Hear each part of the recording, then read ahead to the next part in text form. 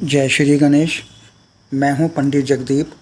JD news 24 की ओर से आप सभी का सादर वंदन करते हुए आज के इस वीडियो में हस्तरेखा और एक्स्ट्रा मैरिटल अफेयर्स यानी कि अवैध संबंधों को लेकर के हम चर्चा करने जा रहे हैं। इससे पहले कि इस चर्चा को हम आगे बढ़ाएं, उन विद्वानों और विदुषियों से विनम्र अनुरोध है कि जिन्होंने अभी तक हमारी इस YouTube चैनल को सब्सक्राइब नहीं किया है, कृपया वो इसे सब्सक्राइब करें। और इसके अतिरिक्त वैदिक ज्योतिष शास्त्र, वास्तु शास्त्र, अंक शास्त्र, लाल किताब, सामुद्रिक शास्त्र, हस्तरेखा, जन्म कुंडली विश्लेषण व रत्नों के परामर्श हेतु आप संपर्क कर सकते हैं। हमारा संपर्क सूत्र है 9318682393। अन्य संपर्क सूत्र है 7018797214। तो आइए हस्तरेखा के बारे में जानकारी लेते हैं। जाने हस्तरेखा से अपना भविष्य। हृदय रेखा को काटती हुई मस्तिष्क रेखा बताती है दिमागी असंतुलन से मृत्यु। हस्तरेखा यदि इतनी दीर्घ हो जाए कि वह हृदय रेखा को काटती हुई शनि पर्वत पर चली जाए तो इस प्रकार की स्थिति बताती है कि उस जातक की मृत्यु अचानक हो जाएगी। यहाँ पर मस्तिष्क रेखा की लंबाई, उसका हृदय रेखा को काटना व शनि पर्वत तक पहुँच जाना, ये तीनों तथ्य जातक की आकस्मिक मृत्यु को उजागर करते हैं। ऐसे जातक की मृत्यु दिमागी असंतुलन से होती है। अब चर्चा करते हैं मस्तिष्क रेखा से सूर्य पर्वत की ओर उठती हुई रेखा के बारे में। यदि मस्तिष्क रेखा सूर्य पर्वत की ओर उठती हुई दिखाई दे तो निश्चित समझ लेना चाहिए कि जातक सूर्य पर्वत संबंधी गुण व दोषों से प्रभावित होगा। यदि जातक की हथेली के तीनों विश्वों का अध्ययन करें, जो विश्व उभरा व उठा हुआ होगा उसी के अनुसार जातक का मानसिक चिंतन होगा। जब जब भी मस्तिष्क रेखा ऊपर उठती हुई दिखाई दे तो समझ लेना चाहिए कि जातक का मानसिक संतुलन ठीक नहीं है। वह तत्व संबंधी पर्वत की ओर मुड़े पर उतनी न उठे कि वह पर्वत तक पहुंच जाए, तो इसका अभिप्राय यह होगा कि हृदय या उसमें उठने वाली भावनाएं मस्तिष्क से अधिक शक्तिशाली होंगी। ऐसा जातक अव्वल दर्जे का आदर्श व निष्काम प्रेमी होता है और अपने एकाकी प्रेम के बदले में वापस कुछ नहीं चाहता। तो ये तो ही हस्तरेखा के बारे में चर्चा। अब बात करते हैं एक्स्ट्रा मैरिटल अफेयर्स की। कैसे बनते हैं ऐसे योग और कैसे मिलती है इसमें सफलता, इसके जिम्मेदार ग्रह और इसमें हार जीत। आइए जानते हैं विश्लेषण कारण के साथ। वैदिक ज्योतिष शास्त्र के माध्यम से जीवन की हर छोटी से लेकर बड़ी और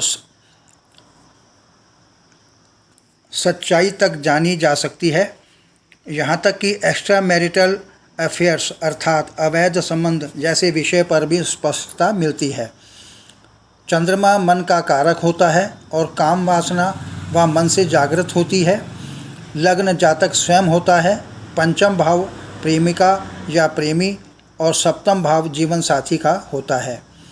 एवं शुक्र भोग विलास का कारक है। शनि, राहु, मंगल और पंचम भाव पंचमेश, द्वादश और द्वादवेश का आपस में संबंध होना जातक के विवाह पूर्व या विवाह उपरांत अवैध संबंध स्थापित करवाते हैं। जन्म कुंडली में सप्तम भाव पर शनि की चंद्रमा के साथ युति जहां जातक को मानसिक रूप से पीड़ित करती है, वहीं प्रेम संबंध भी बनाती है। जन्म कुंडली में कुछ ऐसे ज्योतिषीय योग भी होते हैं जिनके जन्म कुंडली में होने से जातक के अवैध संबंधों का संकेत भी मिलता है।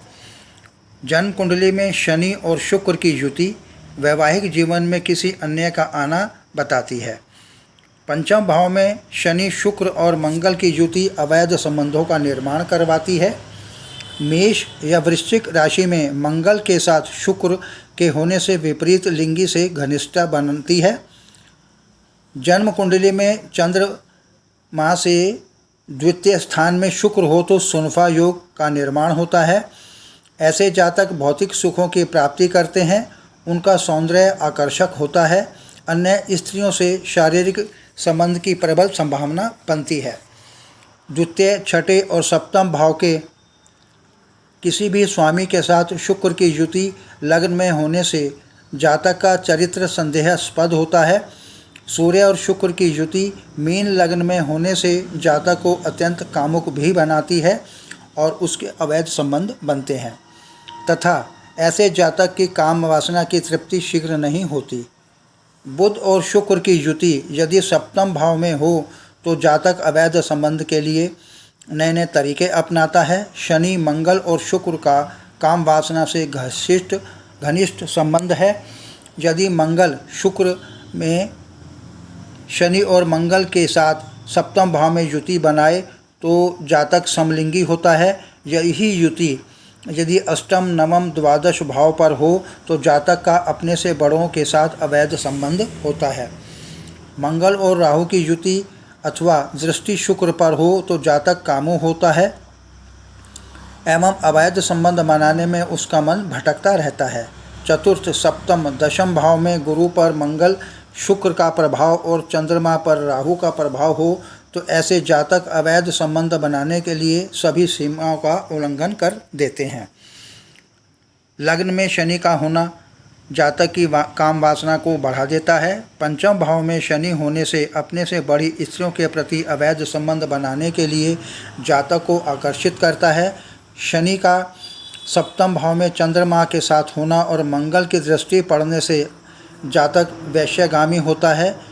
इसी योग में यदि शुक्र का संबंध दृष्टि अथवा युति से बन जाए तो अवैध संबंध निश्चित होता है। सप्तम भाव में राहु और शुक्र हो अथवा राहु और चंद्र की युति हो तथा गुरु द्वादश भाव में स्थित हो तो विवाह उपरांत कार्यालयों में ही अवैध संबंध बनते हैं। लग्नेश एकादश में स्थित हो और उस पर पाप प्रभाव हो तो जातक अप्राकृतिक यौन क्रियाओं की तृप्ति के लिए अवैध संबंध बनाता है। राहु का अष्टम भाव में होना जातक से अवैध संबंध कराता है। तुला राशि में 4 ग्रह एक साथ होने से जातक के परिवार में क्लेश उत्पन्न होते हैं जिसके कारण जातक घर से बाहर अवैध संबंध बनाता है। आगे प्रभु इच्छा आगामी वीडियो नए प्रसंग के संग ऑनलाइन परामर्श उपलब्ध। आपकी समृद्धि की कामना सहित पुनः